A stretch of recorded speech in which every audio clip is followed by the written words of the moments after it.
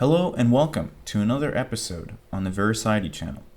This week we'll be discussing 11 things that I learned in this book, A Brilliant Solution, Inventing the American Constitution by Carol Berkin. The book discusses the Constitutional Convention and what led up to it and how it got ratified. I found this book very interesting. It was well written. It's already 18 years old, but I don't think much has changed about what we know about the Constitution in the last 2 decades. So, without further ado, here are 11 things that I found interesting about the Constitutional Convention. The first is that what led up to it was that America was being regularly embarrassed in the 1780s. Whether that was the British not respecting the Paris Treaty that we negotiated at the end of the Revolution, where they agreed not to seize any American assets, and they agreed to evacuate forts on the western frontier.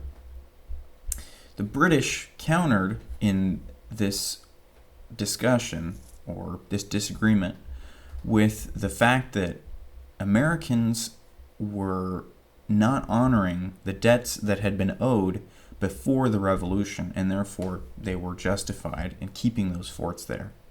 Now that was one thing. The other is the Spanish shut down the port of Louisiana, and in their disagreement with America, which locked up the access of goods to flow into a lot of the frontier areas around the Mississippi. In addition to that, pirates in North Africa and near that portion of the Mediterranean were raiding American vessels like crazy because they were not under the protection of the British vessels anymore. So they were completely out in the open to what they called the Barbary pirates. And the Continental Congress had no ability to pay the funds necessary for those leaders in that area to provide protection against those Barbary pirates. In addition to that, this leads into the second point, which is the Articles of Confederation were extremely weak.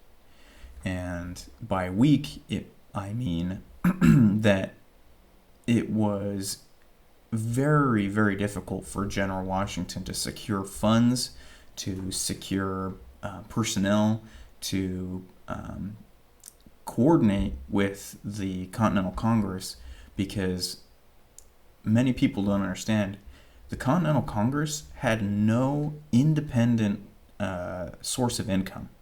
They were given, on the basis of generosity or practicality, money from the states. They didn't have the ability to lay tariffs.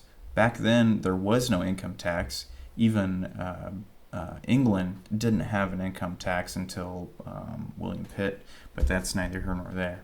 So there was no ability for that central government to lay taxes. It was completely from the states.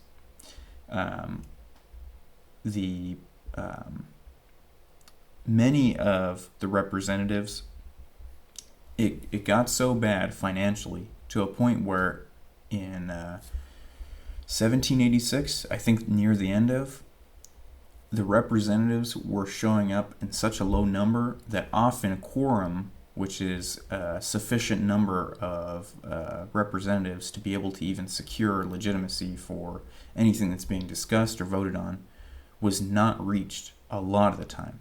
So these guys were voting with their butts to say, no, we really don't want to have to deal with all this crap.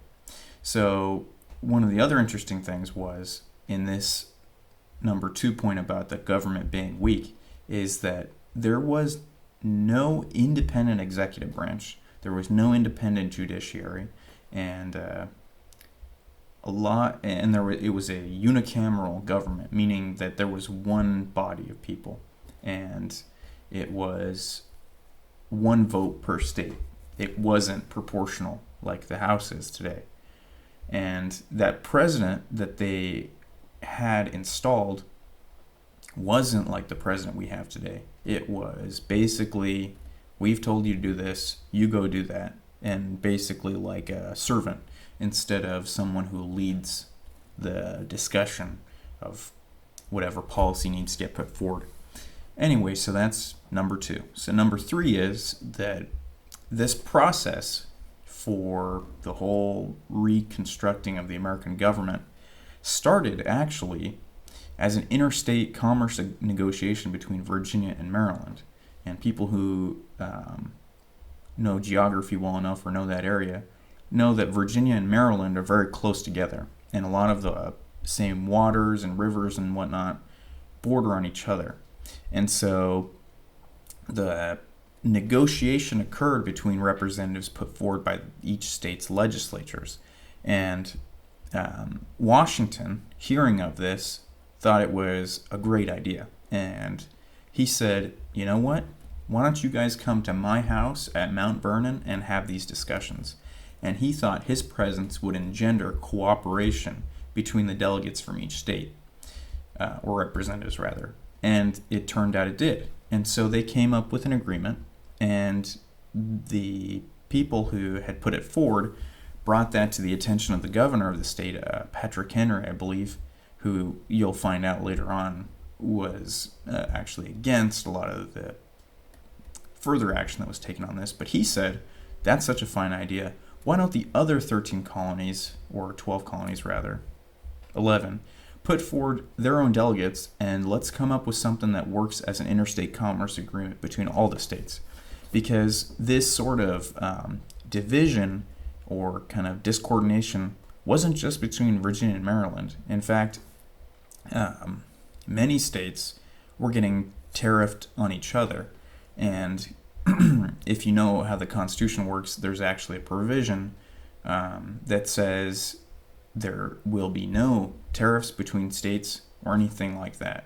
And one of the funny things that sticks out was New Jersey actually was taxed both when goods came in from New York to go into New Jersey, and then taxed when goods were going out of New Jersey through Maryland.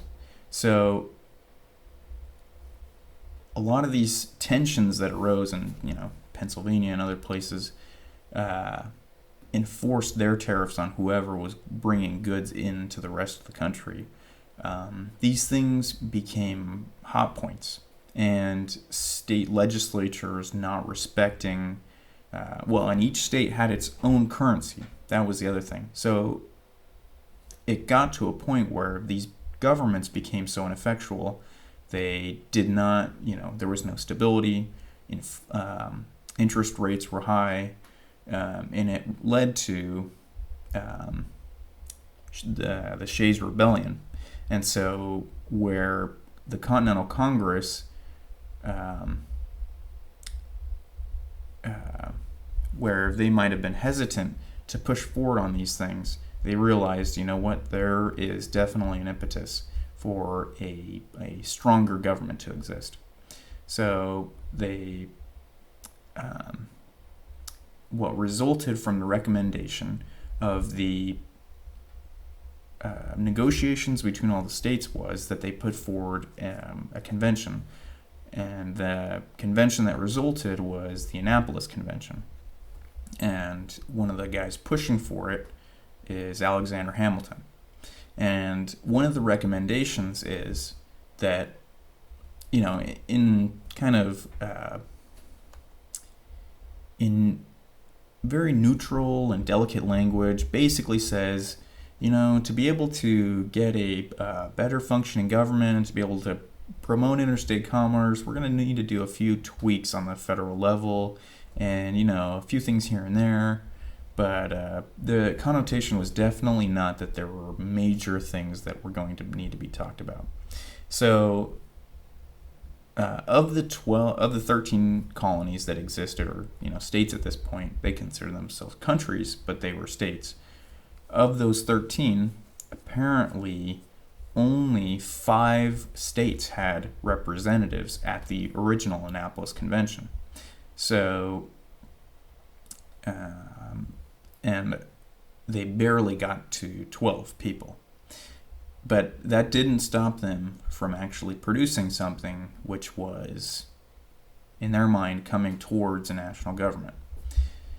And so from there, the Continental Congress, with Shays Rebellion going on, says, all right, let's hold now a legitimate look at how we can reform these Articles of Confederation. And that's really how it started. It wasn't, let's have a new constitution. It was, let's reform these documents that we currently have as the charter for our government. So that brings us to our fourth point, which is that these things started, and actually the guy mainly responsible for putting forward the Constitution, James Madison, he got there almost 2 weeks early, 11 days, and he was there weeks before the bulk of the convention actually showed up. So James Madison arrived 11 days early, and weeks before most of the other delegates showed up. After him, a few other people came, and then George Washington, and then a few others. And this gave Madison time to put together what's called the Virginia Plan. And this Virginia Plan was, it had 15 proposals, and he felt that these early proposals would basically set the agenda for what would come henceforth, and people would react to that rather than starting off without anything in mind. So in his proposals, he used references to noted political theorists and philosophers, both ancient and modern, and was very passionate in what he wanted to see for the government. And so, let me see.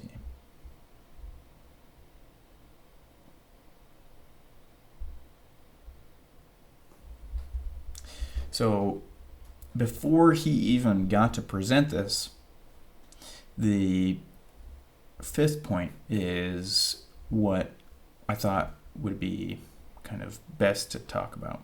So the convention starts, the fifth point is the convention started slowly, covering procedures, rules of order, and secrecy. And a lot of these guys were lawyers. And so one of their things, or I guess the thing you learn how to do as a lawyer is it's not just about justice, but it's also about good order and discipline, and how you debate issues, how you vote on things, where you send these things to get hashed out. So some of the procedures were that two people couldn't be talking at the same time. You don't walk in front of a guy when he's talking. If it's an issue that is especially important, or any issue actually, a person cannot talk more than 2 times on that specific issue to enable a diffusion of voices. There were, and one of the things was that they were extremely dead set on having pretty much absolute secrecy within the realm of that Philadelphia Convention.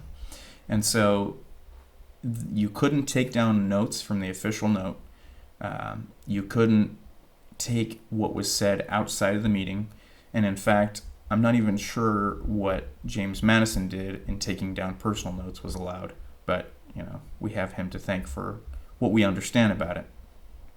So that's, so those two things, James Madison being what Sun Tzu calls first in the field, enabled him to set the agenda for the government. And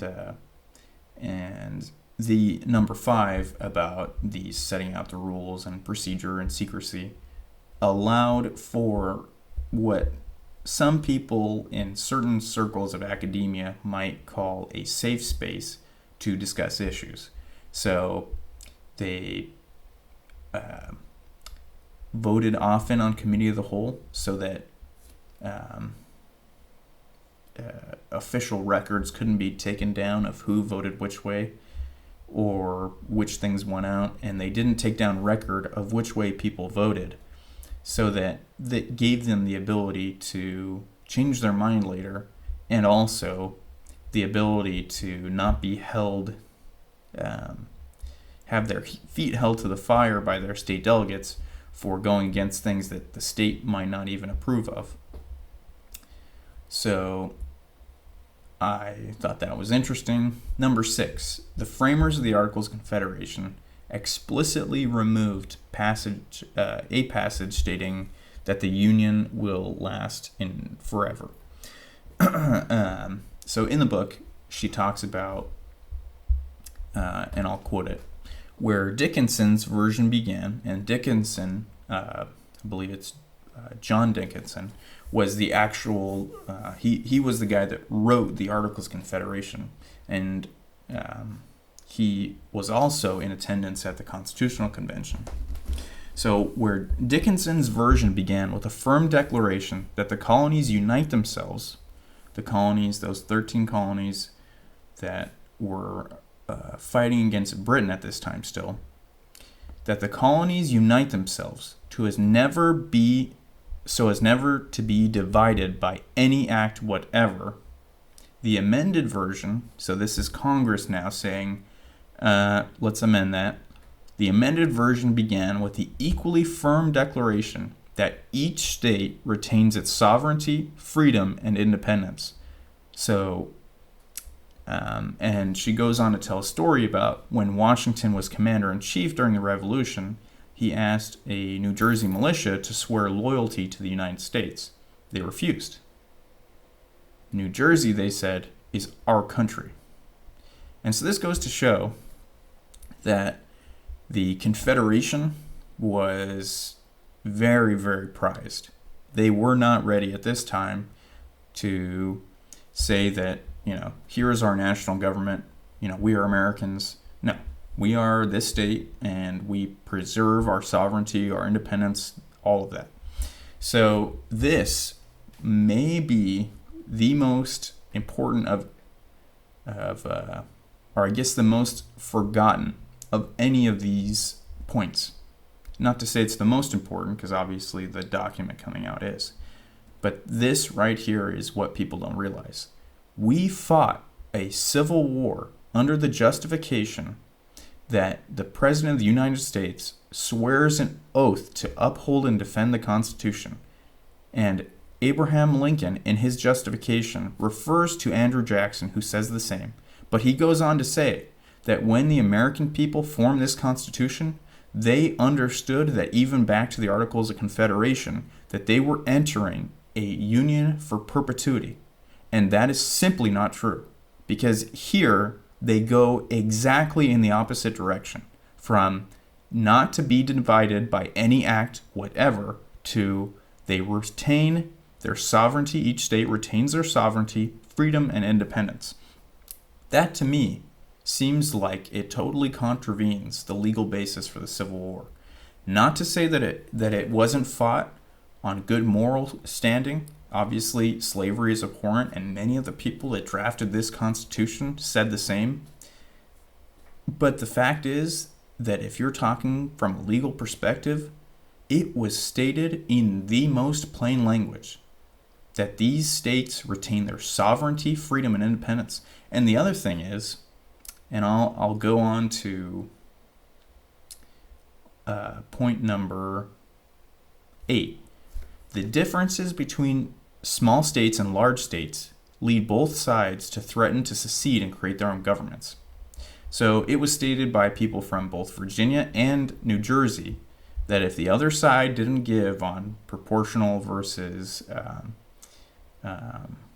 Republican forms of representation, meaning the way the House is now, where the distribution of population gives you more representatives, versus the Senate, where each state gets 2. If each side didn't give on having the unicameral, that one body, be that version of representation, then they would take their crap and go home. That is the understanding they had up until that point, and I'm sure even going forward, they probably had that understanding. And I think it might even be a deficit in our Constitution that there was no vehicle for giving states the ability to say, I don't agree with this, I'm out. I think there no contract that is legally binding in our nation from a business perspective, or even person to person. No contract can last for perpetuity. They all have their windows. It's only that that government charters seem to be the thing that lasts for perpetuity. In my mind, the advancement of this Constitution was a reflection of the common sense that took place in other fields, the Enlightenment, and that was based on scientific revolutions that took place before that. So if we recognize that we shouldn't do that from an individual to an individual, or business to a business, or any which way that you can do besides a government to its citizens, why is it not a reasonable expectation that if there is such a flagrant thing that a government does, that the redress is off the table for saying, no, I don't agree to this. I will not be a citizen to this, or I will not be a party to this as a state. We will, form our own nation.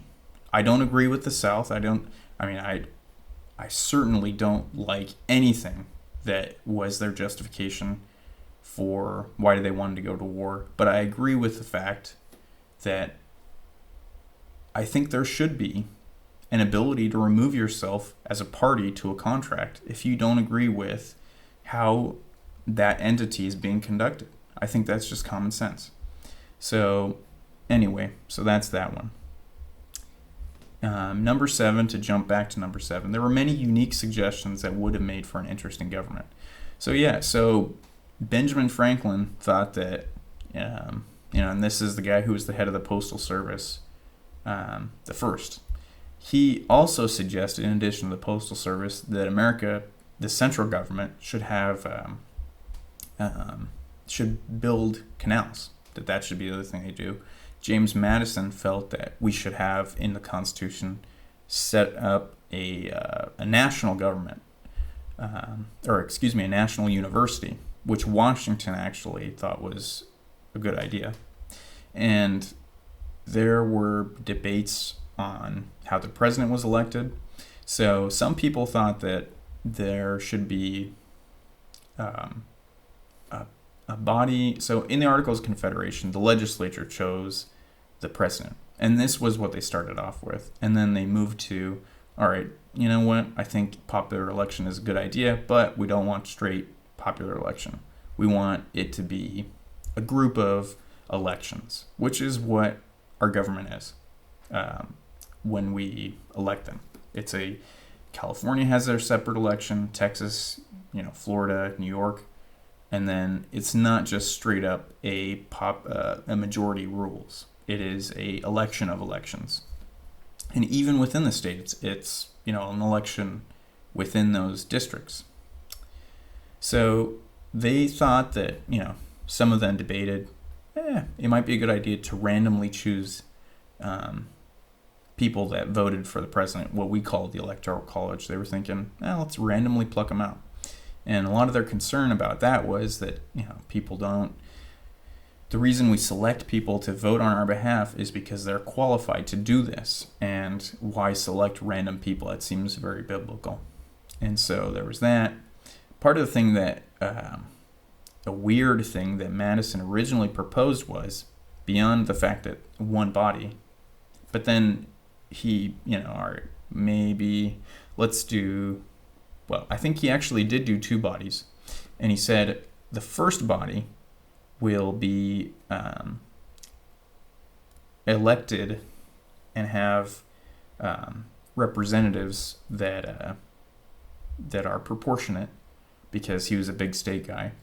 And then there was going to be a second body that was also proportionate with its number of representatives, but the way that that they were selected, as opposed to the first house, which was the same way we do now. Someone stands for office and we elect them. The second house was going to be each state would put forward a group of people. And then that first house would select among those groups to put into the second house. So essentially, it'd be like as if the House of Representatives voted for the Senate from the group that each representative put forward for their state. So it'd be like if California were to have their state legislature said, we want these group of people to probably show up in the Senate. And then Nancy Pelosi and the other Maxine Waters and the other representatives from California would say, we like that guy, and that, or that woman, that guy, and that guy for the Senate, and let's send them in. And for Texas, it'd be the same thing. For Florida, for New York, Delaware, Washington, each of the representatives from the states would select among the people that the state legislature would put forward. And I think it's kind of interesting to have one house select the other. I don't like it at all, but I think, interesting thought. So one of the other things was that they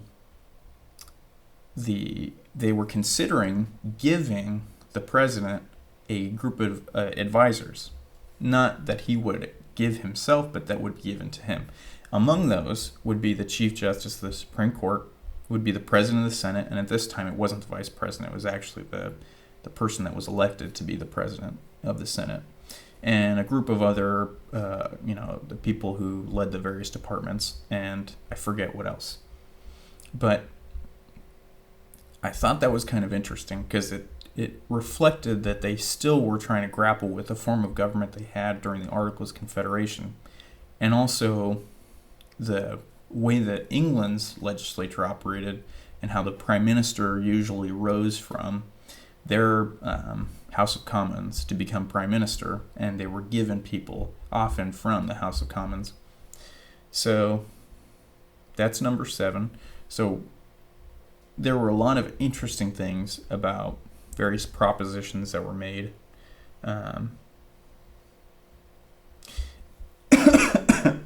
One of the other interesting things was about veto power. James Madison wanted to put forward the ability for the national government to be able to veto laws that were passed in the states. And if some of you are students of history, you'll remember that he also later on wrote that states should be able to veto federal law that comes out. And this was called nullification. This was picked up by John Calhoun, and this was also another justification for why the South should secede.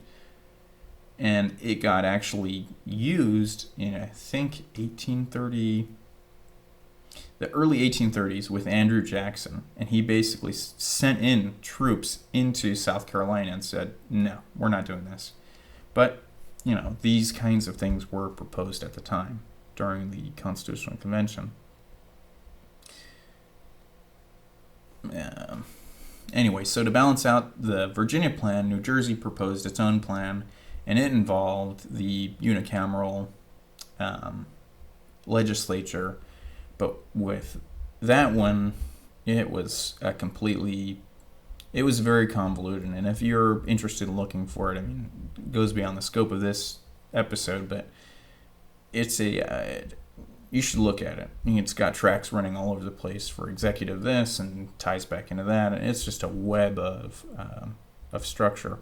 And so that New Jersey plan didn't really appeal to a lot of people in the other states, especially big states, but just many people.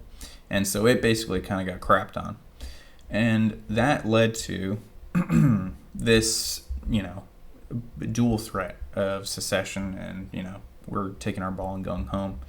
And what eventually came from it was the Connecticut Compromise, which said, you know what, instead of one body, either a representative or proportionally representative or Republican in form, we're going to have two bodies, and they're each going to be, proportionately representative and Republican. So, And many people don't realize, but it used to be, up until about 1913 or 1916, I believe it was 1913, the Senate was chosen from people that state legislatures elected. We didn't directly elect senators. We elected state senators, and they chose, actually, I think the whole legislature chose our national representatives in the Senate. So, and that was to be a check on the popular will of the people, so that states were also represented as elements in the system. So, if you're interested in looking at some of the things that were proposed, I do recommend this book, Brilliant Solution, Inventing the American Constitution. So, number 9 is a few notable people who helped create the Constitution, campaigned against it during the ratification process, and they battled in the press against people who dubbed themselves the Federalists and dubbed them the Anti-Federalists, and against what we now refer to as the Federalist Papers. Among these people were George Mason, and George Mason was what James Madison referred to, who James Madison referred to as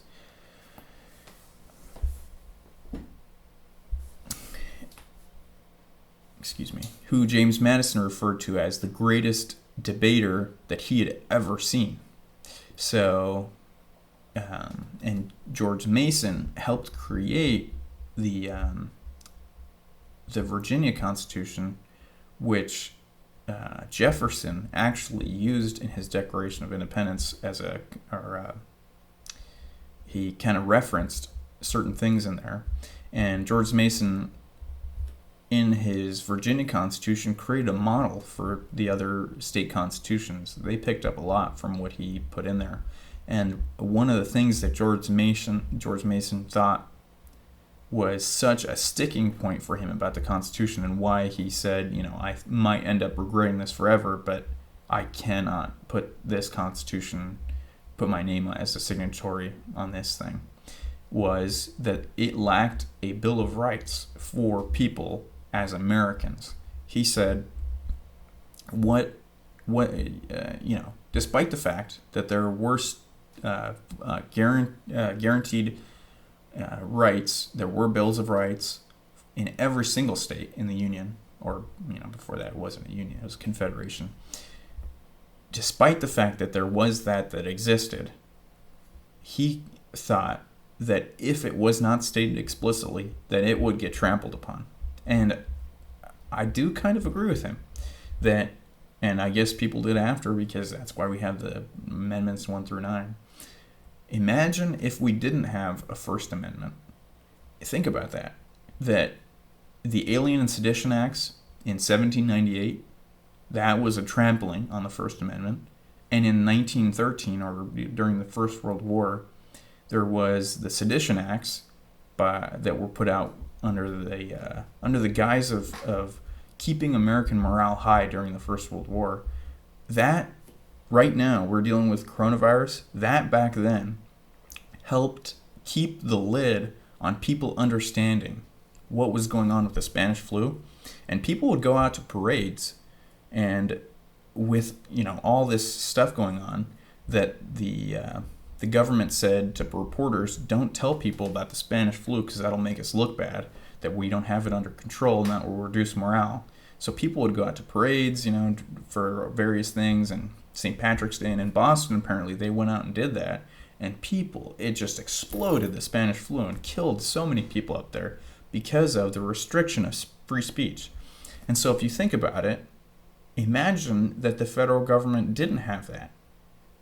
Those rights would be left to the states to either do on their own or not do. And certain things are so fundamental that you don't want to take the risk of having that be up to the discretion of people in various localities. That is a thing that should be taken seriously as a universal guarantee for people that live in the lands of this country, under the laws of this country. So I agree with him there. I don't agree with him that was such an issue that you couldn't have done something about it, because obviously there's that Article 5 amendment process that you can put amendments into the Constitution, which I think is awesome. So there was George Mason and also Patrick Henry, who felt that the national government was much too strong and that it weakened state governments, which he may not be wrong. Part of the thing is that the government that was created, and people on either side will tell you this, one way or the other. Some will say, we created a national government, and they're wrong. And some people will say, we created a federal government, and they're wrong.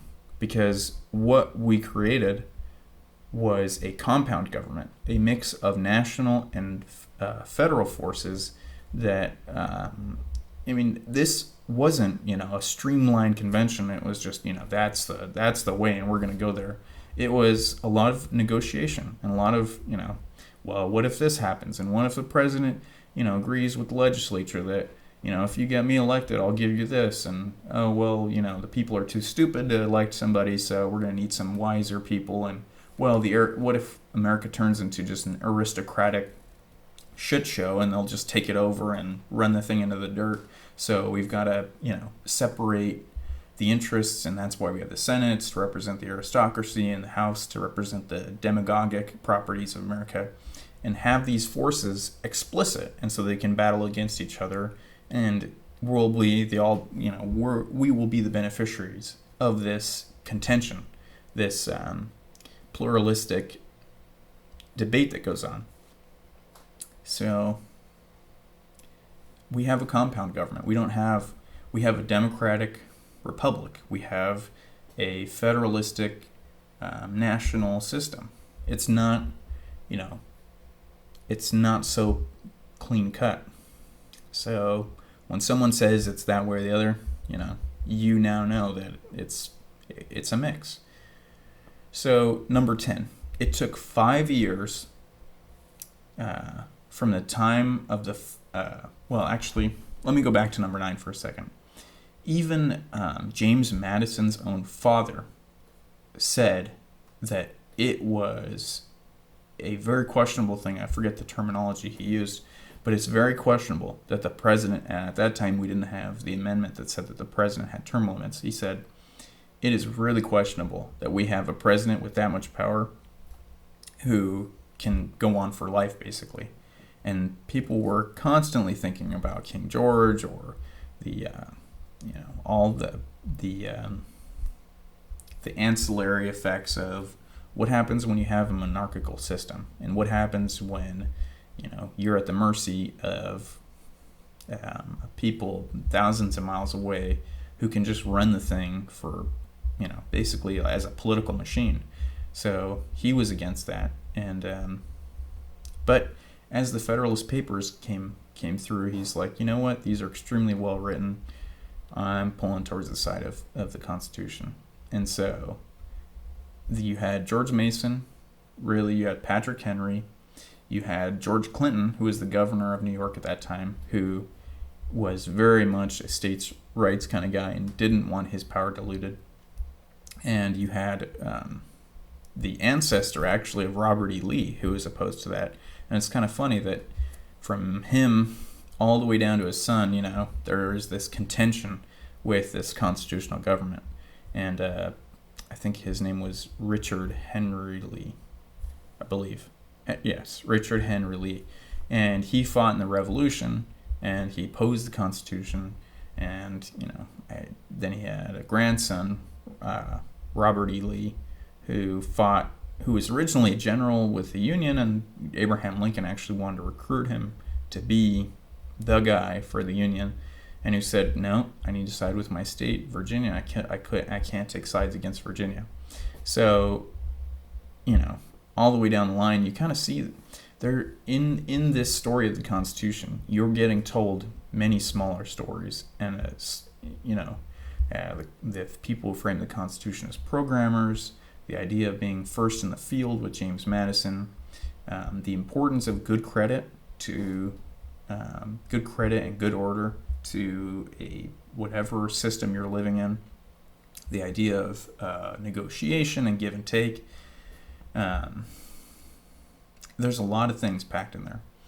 Anyway, so number 10, it took 5 years from the time of the first interstate negotiation in 1785, that one in with Virginia and Maryland, to the Annapolis Convention in 1786, to the Philadelphia Convention in 1787, to the ratification process that occurred between 1787 and the Constitution becoming valid, with 9 states giving the assent in 1788, and finally Rhode Island, the last state in the Union, in May of 1790, after George Washington had already been sworn in as president.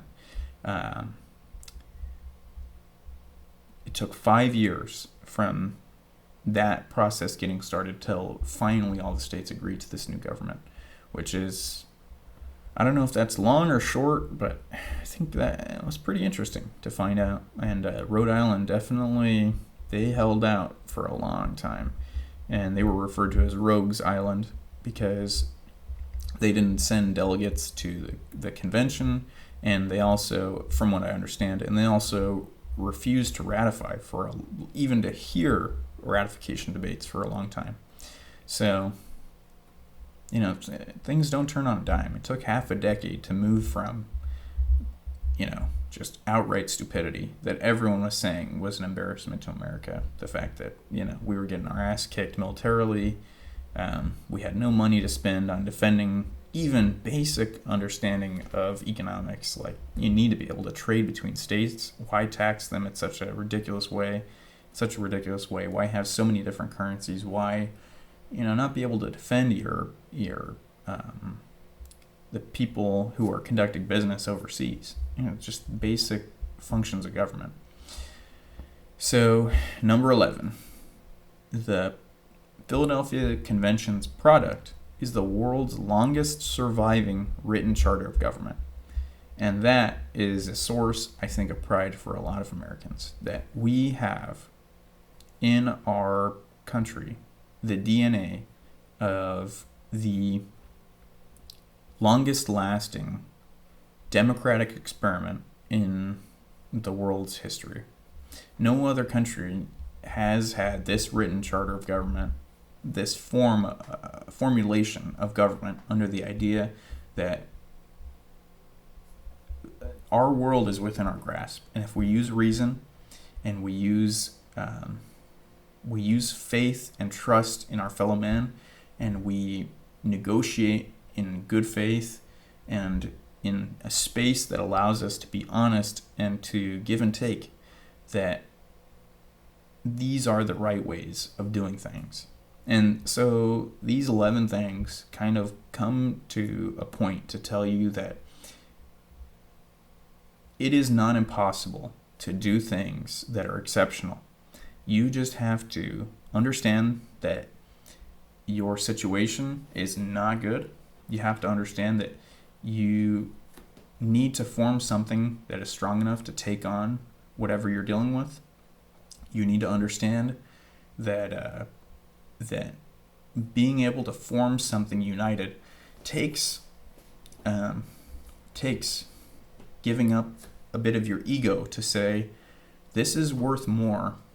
The union of good things is worth more than the satisfaction of being alone with the bad things. It takes, as James Madison, got there weeks early, it takes you getting there early and doing the work to form the thing that leads to a good result. It takes you setting up discipline, which is what those procedures and rules of order, that secrecy, it takes you laying out those rules for yourself or for whatever you're doing. If you're forming a business, if you're forming a new behavior, if you're starting a new semester in school, if you're starting a family, lay out those things. Get on it early so that you can foresee. And these guys, when they were talking, and I wish there were women there, to be honest, and I wish there were people of other races and faiths and creeds, but you got what you got. And so these guys were looking forward in America decades, hundreds of years, I mean, they knew that America, was always, its existence was always tangential, but they were looking forward, and these things that they were doing now were going to influence. And those things, and also, definitely being able to negotiate with people. And that 5 years thing, patience. Understand that even if you have a fucking great idea and you've really done the work to put it forward, and from where those structures exist and where you've actually used it works well, you're not going to win everybody over overnight.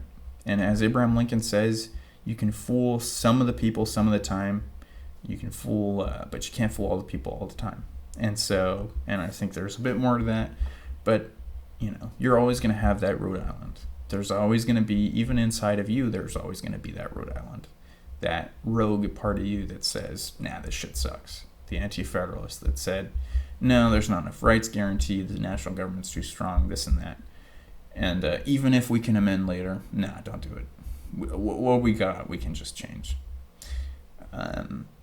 If you go into whatever it is with the understanding, with good faith in other people, good faith in yourself, with the right procedures, getting at it early, and being confident about what you've done, then you could, instead of it being a written charter of government that lasts the longest in the world's history, it can be your thing, your business being the most successful in its particular industry, or your family being the happiest among all the people you know. Therein lies the DNA for creating something exceptional. So with that, I've gone on way too long, but I really enjoyed reading this book, and I highly recommend it to people. It's a really easy read, and she's a good author. So thank you guys for watching. I appreciate you following through this 11 interesting things I found about a brilliant solution of inventing the American Constitution by Carol Berkin. It was a lot of fun to read and a lot of fun to discuss. I hope you brought something away from this that you didn't know before, and I will see you guys in the next episode. Let me know what you want to see in the next episode, or what books you're interested in, or what things you want to know about, because I am only here to provide something that you guys want to watch. So, at any rate, thank you very much, and have a good week.